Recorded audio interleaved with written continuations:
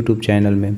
ये बहुपद का पार्ट 1 वीडियो है। इस वीडियो में बहुपद के कॉन्सेप्ट को समझेंगे कि बहुपद क्या होता है, हम कैसे बहुपद को पहचानेंगे। चलिए देर न करते हुए इस वीडियो को शुरू करते हैं।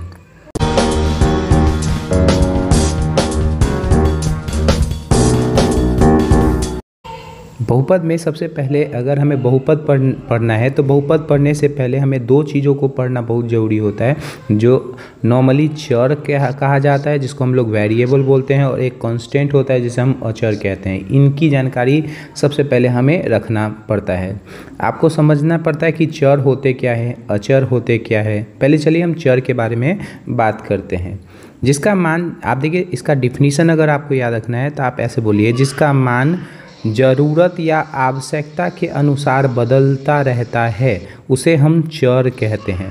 चर जो होता है हमेशा अक्षर से प्रदर्शित किया जा सकता है। किसी भी, जैसे आप उसको ABCD में लिखा रहेगा, देखिएगा ABCD में डिनोट किया जाता है, ये इस रूप में भी रह सकता है। तो इसी तरह से आपको चर जो होंगे प्रदर्शित होते हैं। हमेशा ये जो होता है ना वैरी करता है, इसका जो मान होता है वो हमेशा वैरी करता है, अलग अलग होते हैं। जैसे आप कभी देखिएगा तो x का जो वैल्यूएशन होता है कभी 2 होता है, कभी 1 होता है, कभी 5 होता है, ये इस तरह के होते रहते हैं। हम ये डिफिनिट फिक्स नहीं होता है कि x का मान हमेशा 2 ही रहेगा, हमेशा 1 ही रहेगा, ये अलग अलग होते हैं। तो इसको कहा जाता है चर।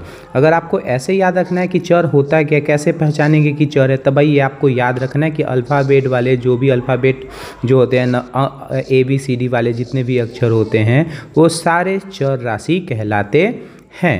ठीक है, चलिए दूसरा बात आता है कांस्टेंट क्या होता है। कांस्टेंट या इसको हम अचर राशि कहते हैं। आप इसको डिफिनीसन याद रखना है, डिफिनीसन अगर जानना है तो आप इसको डिफिनीसन भी लिखते जाइएगा, नोट्स बनाते जाइएगा। दूसरा आता है कांस्टेंट।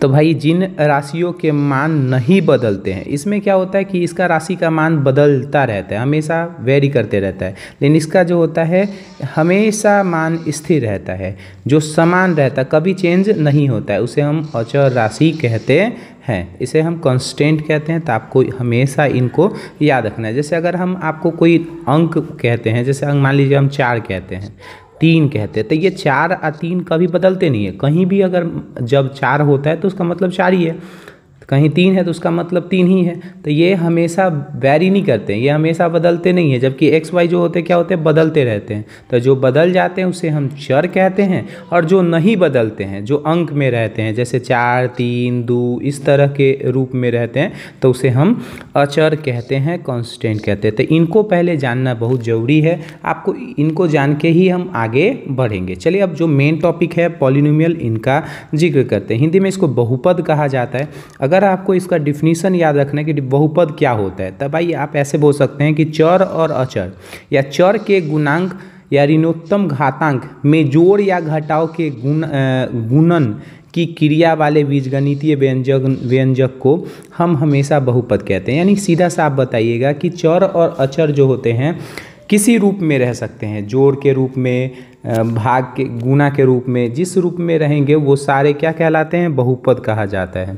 आप इसका दूसरा डिफिनेशन निकालना है तो दूसरा डिफिनेशन आप बोल सकते हैं कि वो बहुत सारे पद को भी बहुपद कहा जाता है। ऐसे भी जहाँ तक डिफिनेशन अगर आपको न याद रहे तो ऐसे भी बोल दीजिएगा, चलेगा। तो आपको हमेशा याद रखना बहुपद जो होते हैं किस रूप में रहते हैं, तो a + a1x इस रूप में आपको कहाँ तक रहते हैं, तो an(x) के पावर n के रूप तक में रहते हैं। ये सारे को हम बहुपद कहते हैं। मेन आता है कि हम बहुपद को पहचानेंगे कैसे, हाउ टू फाइंड बहुपद, हम कैसे पहचानेंगे। तो आप देखिए बहुपद जो है पहचानना, सिर्फ आपको 3 बातें याद रखिए, बाकी बात आप आराम से इसको बहुपद जब भी आपको आएगा तो आप बहुपद आसानी से छांट सकते हैं या बता सकते हैं। देखिए आपको बिहार बोर्ड में हमेशा या किसी बोर्ड के एग्जाम में आपको 1 नंबर का क्वेश्चन पूछा जाता है कि भाई बहुपद को पहचाने, निम्न में से बहुपद बताइए। तो आपको बहुपद हमेशा याद रखना कि बहुपद हम फाइंड करेंगे तो उसमें 3 बातें आपको हमेशा याद रखना है कि कभी भी कोई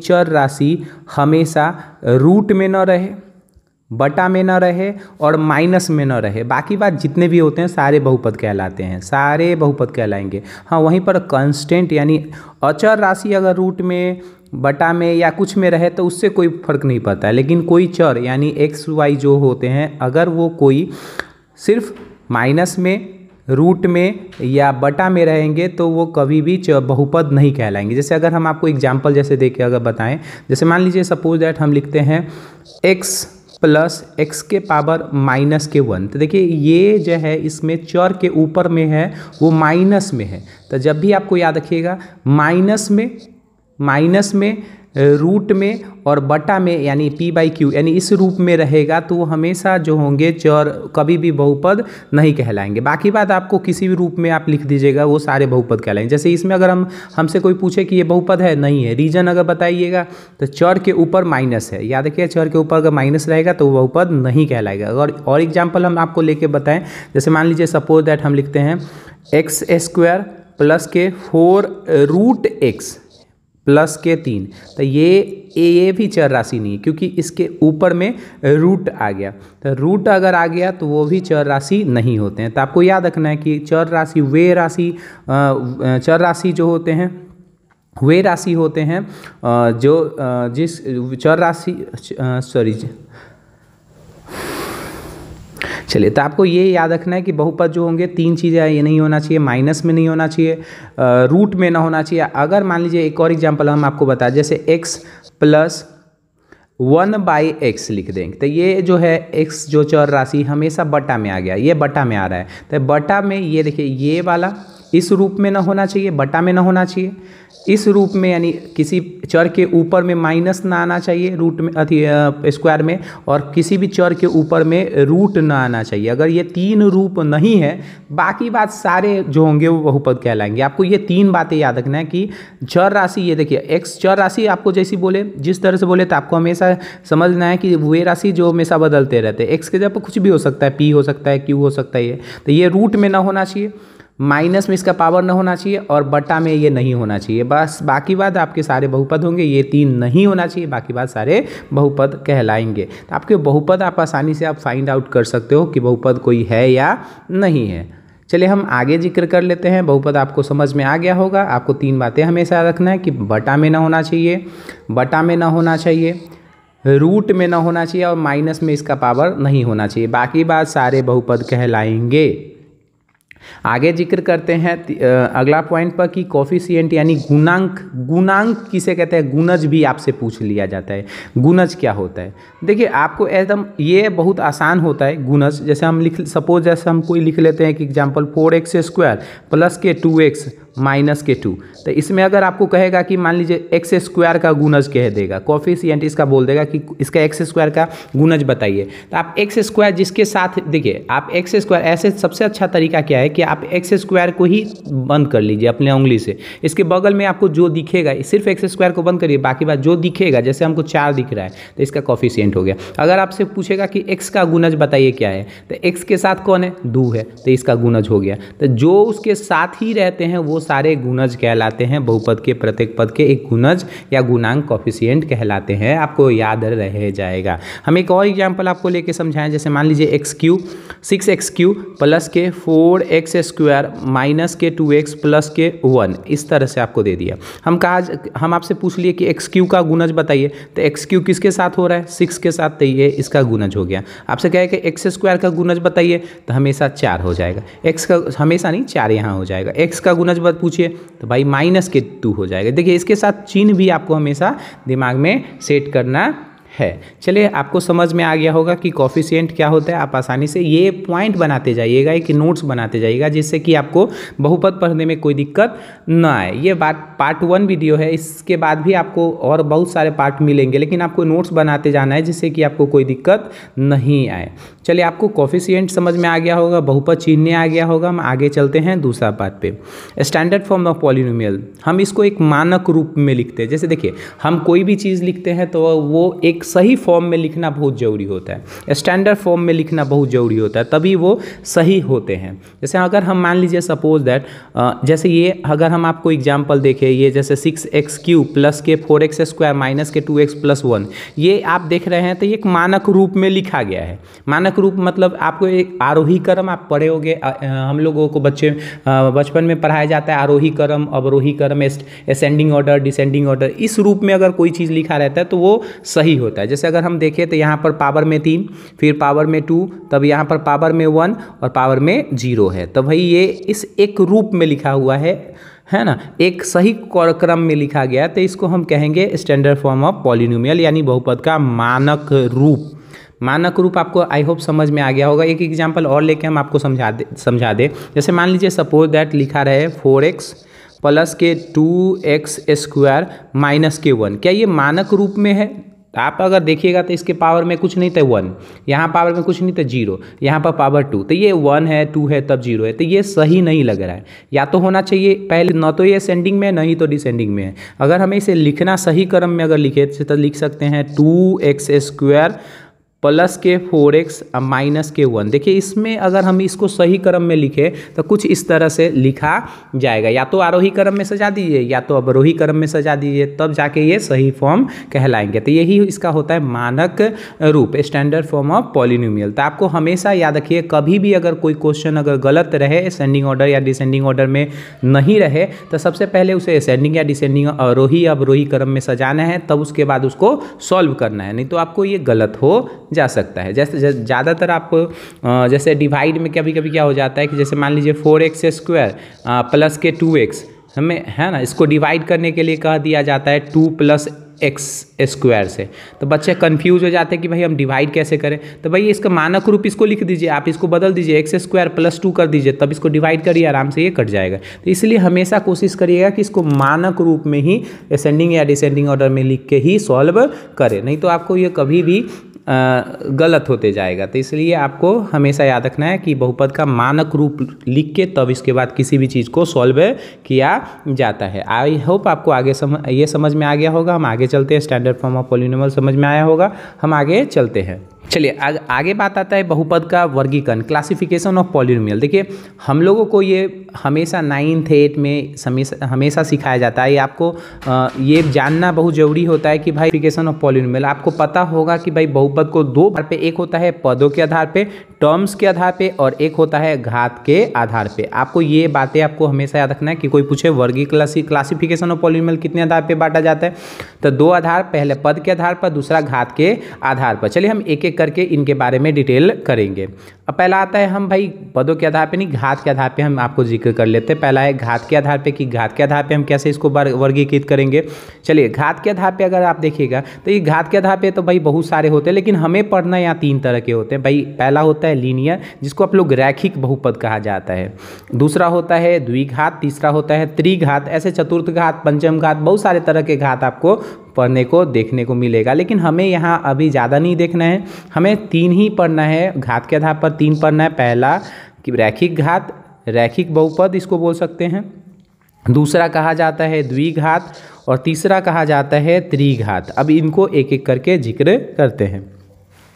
रैखिक बहुपद या लीनियर पॉलिनोमियल जो होता है, आपको सीधा सा ऐसा लिखिएगा कि वे बहुपद होते हैं जिसके पावर में कुछ नहीं तो 1 हो। जैसे अगर हम यही एक एग्जाम्पल ले लेते हैं, 4x + के 2, अगर आप 4x + 2 लिखते हैं तो इसके पावर में कुछ नहीं है, तो यहाँ देखिए x के पावर में यहाँ जब भी कुछ नहीं है तो होता है तो वो 1 होता है। तो किसी भी बहुपद का पावर 1 यानी 1 घात होता है, अधिकतम घात 1 होते हैं, तो उनको कहा जाता है रैखिक बहुपद। देखिएगा यहाँ पर अगर हम आपको पढ़ के बता देते हैं कि जैसे मान लिया कि 4x + 2 एक बहुपद है, इस बहुपद के चर x का घात 1 है। हम आपको पहले बताएं, जैसे यहाँ पर 1 दिख रहा है कि इसका घात जो है 1 है, अतः इस बहुपद को एक घात वाला बहुपद कहा जाता है। एक घातीय बहुपद को रैखिक बहुपद भी कहा जाता है। आपको याद रखना है कि इसी का नाम एक घातीय भी होता है और रैखिक भी हो जाता है। कब? जब घात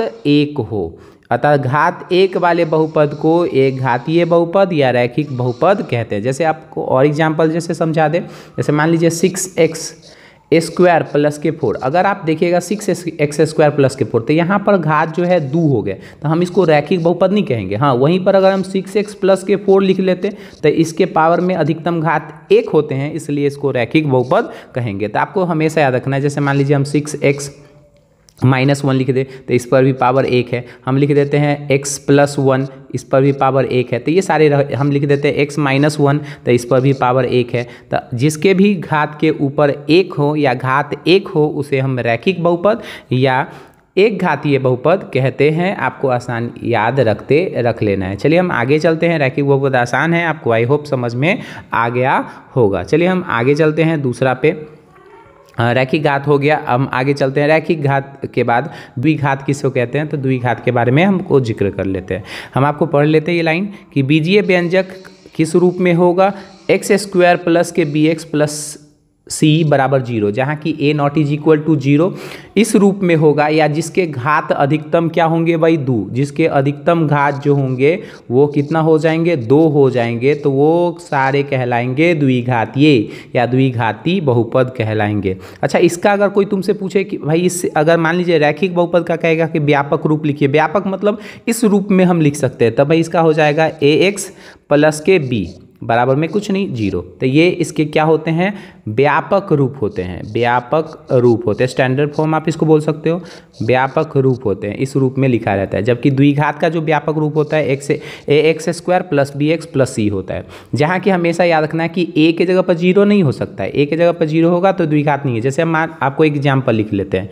जैसे मान लीजिए 4x² माइनस के 2x प्लस के 1, इस तरह से लिख लिए।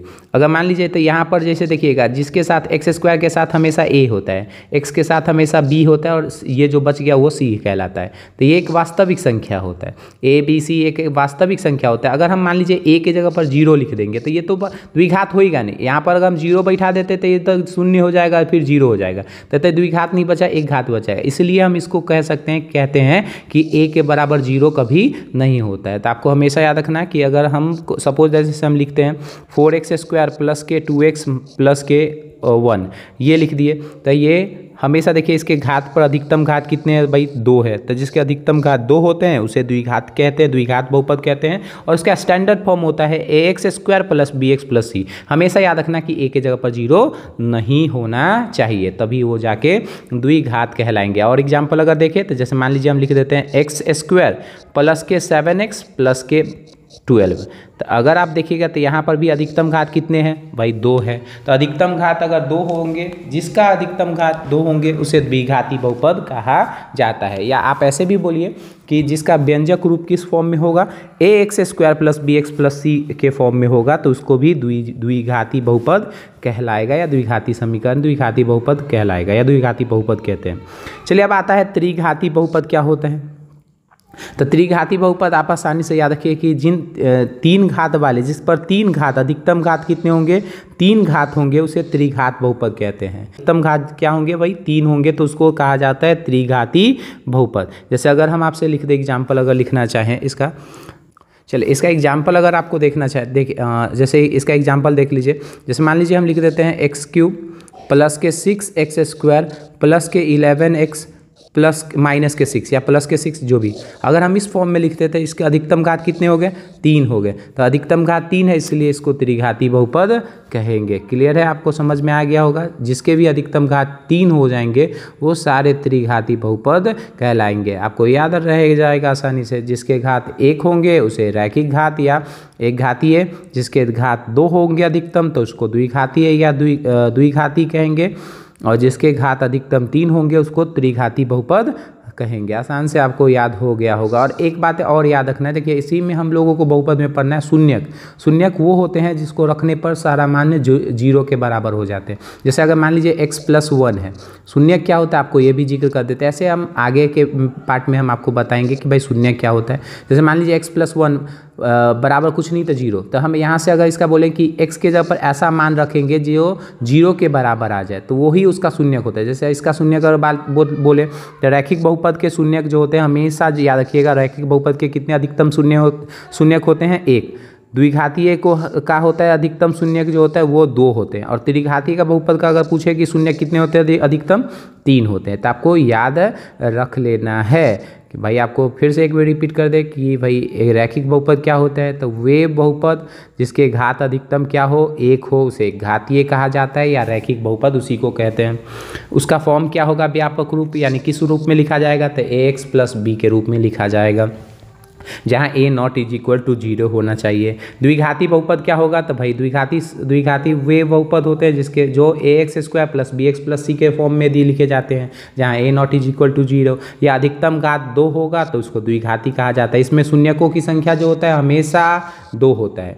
एक है रैखिक बहुपद में 1, द्विघात में 2 और त्रिघात में अधिकतम शून्यक जो होते हैं 3 होते हैं। तो 3 घात वाले त्रिघाती बहुपद कहलाते हैं। और इसका रूप जो होता है वो कैसा होता है, तो इस रूप लिखा जाता है, व्यापक रूप जो होता है x³ plus bx square plus के cx प्लस के d बराबर 0 के इस रूप में होना चाहिए, जहाँ की a not is equal to 0 हो।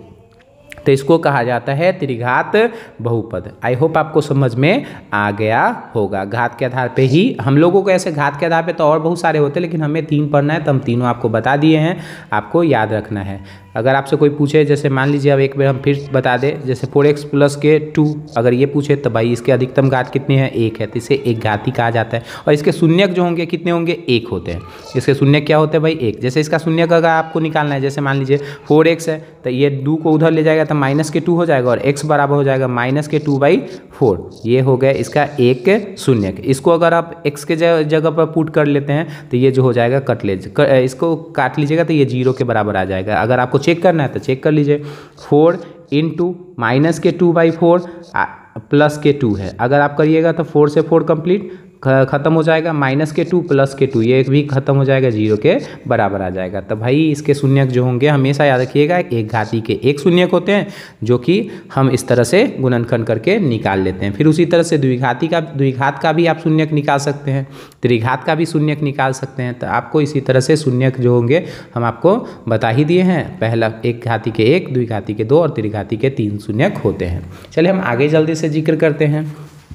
सेकेंड जो होता है, बहुपद को पदों के आधार पे बांटा जाता है, टर्म्स के आधार पे बांटा जाता है, जो 3 तरह के होते हैं। जैसे ऐसे नॉर्मली तो भाई 4 पद होते हैं, चतुर्थ पद ये होता है, पंचम पद ये, लेकिन बहुत सारे होते हैं। हमें पढ़ना है 3, तो हमें 3 जानना है। पहला भाई आता है कि भाई फर्स्ट नंबर आता है कि एक पदी क्या होता है। तो आपको याद रखना है कि एक पद वाले को एक पदी बहुपद कहते हैं। आपको थोड़ा सा अजीब लग रहा होगा। जैसे आप मान लीजिए सपोज जैसे हम लोग बोलते हैं 3, बोल देते हैं x², बोल देते हैं 3x। देखिए इसमें एक ही टर्म्स आ रहे हैं ना, जिसमें एक ही टर्म्स आ रहे हैं, जिसमें प्लस माइनस नहीं लिखा रहेगा। जैसे अगर मान लीजिए हम लिख देते हैं 3x² प्लस के 2x, तो इसमें देखिए 2 टर्म्स आ गया, तो ये तो द्विपदी हो गए। तो हमें एक पदी आपको समझ में आ गया। जैसे मान लीजिए देखिए 1 है, यहाँ पर 3 है, तो भाई इसमें एक ही पद है। यहाँ पर x है तो एक ही पद है, x² है एक ही पद है। तो इसको ऐसे याद रखिए कि जिस एक पद वाले को हमेशा एक पदी कहते हैं। अगर डिफिनीशन अच्छा से लिखना चाहते हैं तो ये भी लिख लीजिए, नहीं तो वे बहुपद जिसमें पद जो होते हैं एक होते हैं उसे कहा जाता है एक पदी। जैसे हम आपको एग्जांपल बता दिए, आप आराम से आसानी से इसको नोट्स बना लीजिए। जैसे हम बोलते हैं 4x, तो ये एक ही पद है जिसको एक पदी कहेंगे। हम यहीं पर लिखते हैं 4x + 1, तो इसमें 2 टर्म्स आ जाते हैं, इसमें 2 टर्म्स आ जाते हैं तो द्विपदी हो जाता है। लेकिन हमें एक पदी समझना है, तो आपको एक पदी आई होप समझ में आ गया होगा कि जिसमें एक पद होते हैं उसे एक पदी कहते हैं। अब आता है नंबर दूसरा जो आता है कि द्विपदी क्या होता है। तो जिसमें 2 पद होते हैं भाई, जिसमें 2 पद वाले बहुपद को द्विपदी बहुपद कहते हैं। जैसे अगर आपको एग्जाम्पल लिखना है, जैसे मान लीजिए x + 2, तो इसमें देखिए यहाँ पर एक पद है, यहाँ पर एक पद है, तो इसमें 2 पद अधिकतम है, तो इसलिए द्विपदी कहा जाएगा। जैसे माइनस के मान लीजिए 5x² प्लस के 2, तो इसको कहा जाएगा द्विपदी। अब अच्छा एक बात इसमें और बता दीजिए, जैसे मान लीजिए अभी यहाँ पर माइनस में, तो बहुत बच्चा ये कर लेता है कि बहुपद, इसको पूछा जाता है बहुपद है, तो बहुत बच्चा कहता है नहीं है। लेकिन आपको हम बताएं कि ये बहुपद है। क्यों? क्योंकि ये कांस्टेंट, यानी कोई भी अगर नंबर के साथ अगर माइनस रहेगा तो कोई फर्क नहीं पड़ेगा, रूट रहेगा कोई दिक्कत नहीं। लेकिन चलिए, तो द्विपदी आपको समझ में आ गया होगा। जैसे हम मान लीजिए 4x + के 2 लिख लेते हैं, तो इसमें देखिए 2 टर्म्स है, तो 2 पद, इसको द्विपदी कहा जाएगा। तो जिसमें 2 पद होंगे, जैसे यहाँ पर देख लीजिए, यहाँ पर है, यहाँ पर एक टर्म्स ये है और दूसरा टर्म्स ये है, तो इसको द्विपदी कहेंगे। यहाँ पर देख लीजिए, इसमें एक पद ये माइनस के 5 है और यहाँ पर x है, तो इसको द्विपदी कहेंगे। इसमें देख लीजिए, तो एक पद यहाँ पर x है और दूसरा पद 2 है, तो इसलिए इसको कहा जाएगा द्विपदी। तो जिसके बीच में देखिए ना प्लस के चिन्ह हो, 2 अंक हो, उसके बीच में प्लस माइनस को या कोई भी चिन्ह होगा तो उसे द्विपदी कहेंगे। आप आए समझ में आ गया होगा, आसान है। आपको आगे चलते हैं नंबर तीसरा पे, त्रिपदी क्या होता है। तो त्रिपदी उसी तरह से जिसमें 3 पद होंगे उसे त्रिपदी बहुपद कहा जाता है। ट्रायोनोमियल, बायोनोमियल और मोनोमियल, ये आपको इंग्लिश में बोला जाता है। आपको बच्चे से नॉर्मली हम लोगों को पढ़ाया जाता है। त्रिपदी क्या होता है, जैसे जिसमें 3 टर्म्स होंगे। जैसे अगर एग्जाम्पल आपको जैसे एग्जाम्पल बोले तो जैसे मान लीजिए 4x² प्लस के 2x प्लस के 1, तो इसमें देखिए 3 टर्म्स आ गए। तो भाई जिसमें 3 पद होंगे उसको त्रिपदी कहा जाएगा। जैसे मान लीजिए x² प्लस के x माइनस 1, तो इसमें भी देख लीजिए 3 पद आ गया, तो इसको त्रिपदी बहुपद कहा जाता है। एक और लास्ट होता है जो इसको बोलते हैं शून्य बहुपद, जीरो नॉन पॉलिनोमियल। एक शून्य बहुपद होता है, आपको याद रखना है, शून्य बहुपद, नॉन जीरोज, अचर बहुपद को घात का शून्य। जैसे हम आपसे पूछ लिया जाता है और नॉर्मली यही क्वेश्चन आपको एग्जाम में पूछा जाता है। जैसे 4 कहेगा क्या ये बहुपद है, तो हाँ ये बहुपद है, इसको शून्य बहुपद कहा जाता है। देखिए किसी भी अगर कांस्टेंट नंबर रहता है तो उस कांस्टेंट नंबर यानी अचर नंबर के ऊपर में कुछ भी पावर नहीं रहता तो हमेशा जीरो होता है, इसलिए इसको शून्य बहुपद कहा जाता है। आपसे जैसे ज़्यादातर बच्चे जैसे मान लीजिए आपको कह देता 4 क्या ये बहुपद है, तो हाँ ये बहुपद है। कौन सा बहुपद है, इसको शून्य बहुपद कहते हैं। जिसके भी जैसे 5 है तो इसके कुछ नहीं, तो 0 है तो इसके ऊपर में इस 0 है, तो इसलिए इसको शून्य बहुपद कहते हैं। आपको याद हो गया, नॉन जीरोज, अचर बहुपद के घात शून्य होती है, इसलिए इसको नॉन जीरोज या शून्यतर या क्या कहा जाता है, शून्य बहुपद कहा जाता है। सेकेंड पार्ट लेके आएंगे जिसमें आपको हम ज्योमेट्रिकल मीनिंग ऑफ जीरोज, यानी हम किस तरह से ग्राफ पे प्रदर्शित करते हैं जीरोज को, वो हम आपको शो करेंगे। हम आपको सीधे से अगर देखें तो हम ज्योमेट्रिकल यानी ग्राफ के मदद से हम बता सकते हैं कि वो एक घाती है, द्विघाती है या त्रिघाती है, या उसके नंबर ऑफ जीरो जो होंगे उसमें कितना होगा। अगले पार्ट में हम लोग ज्योमेट्रिकल मीनिंग ऑफ जीरोज को अच्छे से जानेंगे। आज के लिए यहीं पर हम इस वीडियो को समाप्त करते हैं। आई होप आपको वीडियो ये अच्छा लगा होगा। अच्छा लगा हो तो मेरे वीडियो को लाइक, चैनल को सब्सक्राइब करें। इसी तरह से आपको आगे कंटेंट मिलते जाएगा। इसी में आपको एक क्या करना है, एक प्यारा सा नोट्स बनाना है। नोट्स बनाने से ये होता है कि फिर हम जब अगले क्लास में यानी आगे चीज़ें अगर पढ़ते हैं तो वो आसानी से हमें समझ में आ जाता है। अगले पार्ट में हम लोग ज्योमेट्रिकल मीनिंग ऑफ जीरोज़ के बारे में पढ़ेंगे कि ये होता क्या है, और हम लोग नंबर ऑफ जीरोज़ को में संबंध क्या होता है, इसमें हम लोग अल्फ़ा प्लस बीटा क्या होता है, इसके बीच में माइनस बी बाई, ये बहुत सारे संबंधों को जानेंगे। आई होप आपको ये वीडियो अच्छा लगा होगा। अच्छा लगा मेरे वीडियो को लाइक, चैनल को सब्सक्राइब करें। Thank you for watching my videos. Thank you.